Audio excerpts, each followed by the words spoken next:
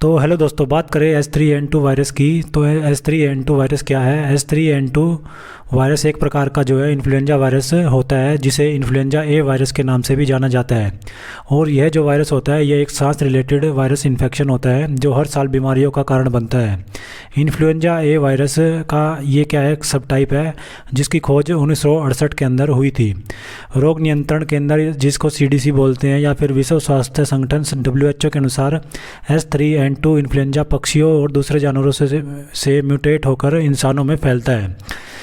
H3N2 के लक्षण क्या रहते हैं, उनकी अगर बात की जाए तो विश्व स्वास्थ्य संगठन के अनुसार मनुष्यों में एवियन स्वाइन और अन्य जूनोटिक इन्फ्लुएंजा संक्रमण से सांस लेने में तकलीफ होना, ऑक्सीजन लेवल 93 से कम होना, छाती और पेट में दर्द और दबाव महसूस होना, साथ में बहुत ज़्यादा उल्टी, मरीज के अंदर क्या कि कन्फ्यूजन रहने या भ्रमित रहने और बुखार खांसी रिपीट होना, इसके लक्षण रहते हैं। कुछ मामलों में अगर देखा जाए तो मरीज को डायरिया या फिर नाक बहने की शिकायत भी रहती है।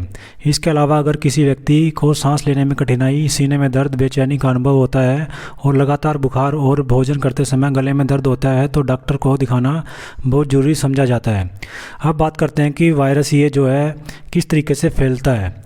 तो अत्यंत संक्रामक H3N2 इन्फ्लुएंजा एक व्यक्ति से दूसरे व्यक्ति में खांसने, छींकने या किसी संक्रमित व्यक्ति द्वारा बात करने पर निकलने वाली बूंदों के माध्यम से फैलता है।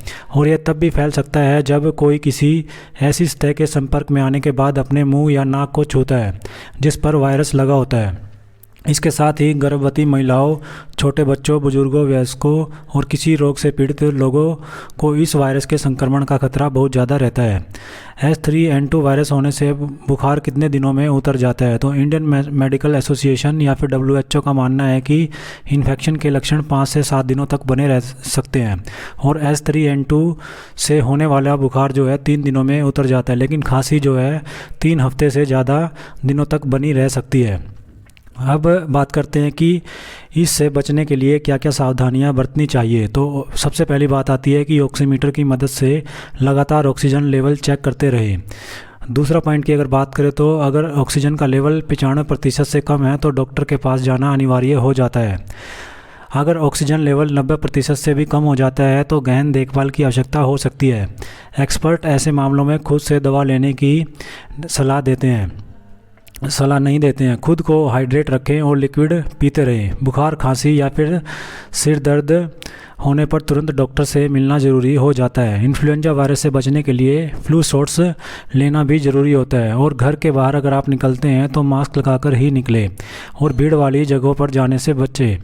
इसके साथ ही क्या है कि उचित आराम, जितना हो सके फ्रेश और लिक्विड डाइट लें। बुखार कम करने के लिए एसिटामिनोफेन या फिर इब्रूप्रोफेन जैसे ओवर द काउंटर दर्द निवारक दवाओं का इस्तेमाल करें। अगर किसी रोगी में गंभीर लक्षण या हाई रिस्क है तो डॉक्टर ओसेल्टामिविर या फिर जनामिविर जैसी एंटीवायरल दवाओं की सिफारिश कर सकते हैं।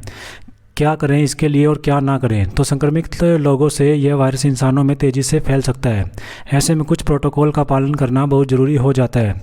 अपने हाथों को नियमित रूप से पानी और साबुन से धोएं। फेस मास्क पहने और भीड़ वाली जगहों पर जाने से बचें। अपनी नाक और मुंह को बार बार छूने से भी आपको बचना होगा। खांसते छींकते समय अपनी नाक और मुंह की अच्छी तरह ढक लें। हाइड्रेटेड रहे और खूब सारे तरल पदार्थों का सेवन करते रहें। बुखार और बदन दर्द होने पर पैरासीटामोल लें। सार्वजनिक स्थानों पर थूकने से भी आपको बचना होगा। हाथ मिलाने जैसे संपर्क आधारित अभिवादन का इस्तेमाल न करें। डॉक्टरों की सलाह के बिना खुद से कोई दवाई भी ना लें। इन्फेक्टेड होने पर अन्य लोगों के बगल में बैठकर खाना भी न खाएं। इसी बीच WHO के द्वारा डॉक्टरों को भी यह सलाह दी जाती है कि संक्रमण बैक्टीरियल है या नहीं, बिना इसकी पुष्टि किए मरीजों को एंटीबायोटिक्स ना दें, क्योंकि इससे प्रतिरोध पैदा हो सकता है। और बुखार, खांसी, गले में खराश, शरीर में दर्द के अधिकांश मौजूदा मामले इन्फ्लुएंजा के मामले हैं, तो जिसके लिए एंटीबायोटिक दवाओं की ज़रूरत नहीं होती है। Thank you.